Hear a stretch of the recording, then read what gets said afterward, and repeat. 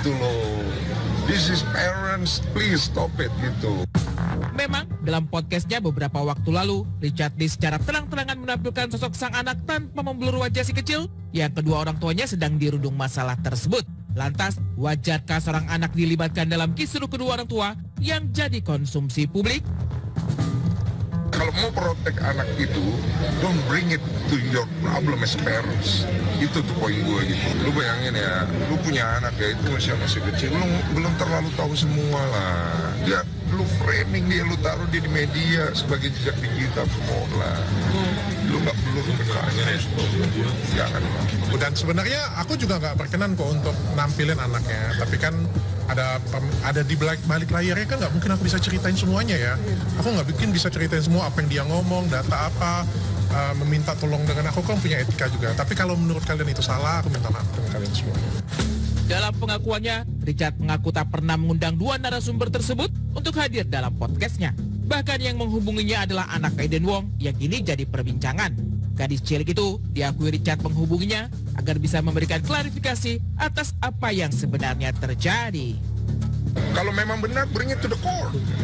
Iya ngerti kan? Bawa ke pengadilannya, jangan bawa ke publik gitu loh. Kalau ke publik kayak gitu kan anak ini kan dia sekolah nanti, anak-anaknya tambah bully dia, ngerti gak sih maksud gue? Berarti menyayangkan ketika anaknya hadir di podcast. Iya, yang satu podcast dokter. Iya, gue menyayangkan. Lu kalau mau adu domba gue silakan, gue menyayangkan. Karena menurut gue gak ada masalah dengan semua orang yang menghadirkan anak itu. Orangnya ya, individunya gue menyayangkan anak itu harus nongol untuk melakukan podcast, usianya masih kecil sekali, mau dia benar atau tidak bukan di situ tempatnya, bawa ke pengadilan. Ketika perseteruan dua kubu menyeruak ke publik, jelas tak ada yang mau mengalah dan mengakui kesalahan. Eden Wong dan Amy, dua-duanya punya cerita versi tersendiri perkara apa yang sedang terjadi. Sang anak benar-benar berada pada posisi menyudutkan sang ibu, sebaliknya si ibu kekeh pada pendirian, ingin mengambil anak-anak jika pada akhirnya harus berpisah. Atas pengakuan sang anak yang menyudutkan ibunya, tak terbayang seperti apa perasaan wanita yang telah melahirkannya tersebut. Dia nggak nonton. She is not watching. I didn't see. Dia nggak mau nonton. I don't dare to watch my kids talking bad things about me. Kisruh yang jadi konsumsi publik ini rupanya menarik minat banyak orang. Bahkan seorang Grace Tahir, salah satu pengusaha di tanah air, ikut mengomentari apa yang dikatakan anak Eden Wong dalam sebuah podcast. Memang, jika diperhatikan secara seksama, si kecil itu tampak seperti sedang membaca sesuatu ketika menjawab pertanyaan Richard Lee dalam podcastnya.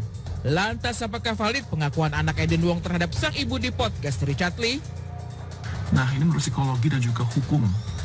Kenapa kesaksian daripada anak-anak itu harus lebih quote-unquote hati-hati?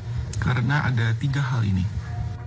Pertama-tama, bahwa anak-anak itu lebih sugesti kepada pertanyaan-pertanyaannya. Cara menanyanya juga sangat penting, karena bisa menyimpang daripada fakta sebenarnya. Kedua, anak-anak itu betul tidak mau bohong. Tetapi kadang-kadang karena mereka takut kepada seseorang, jika mengatakan kebenarannya atau diancam, dia akan bisa berbohong.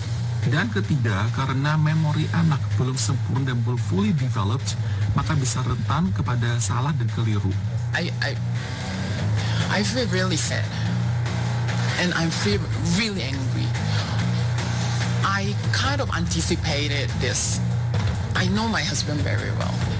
I know how he's gonna frame or flip the story and how he's gonna attack me. I almost can see. So, I uploaded one video about telling him not to use a kiss. Leave kiss out of this.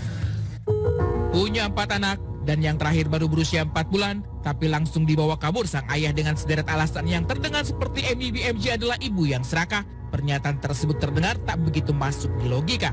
Bagaimana mungkin seorang ibu 3 anak yang baru melahirkan anak keempatnya nekat melakukan kejahatan pada buah hatinya? Lu eksploitasi anak untuk ngomong buat elu, buat ngeyakinin kita netizen, sorry, kagak percaya. Lu emang punya bukti tentang Bu Ami, bawa ke Singapura. Gak usah lagi menyuruh anak-anak kecil, mungil begitu, masih anak baru, masih bocah, disuruh ngomong masalah rumah tangga orang dewasa. Kagak pantas eksploitasi anak itu.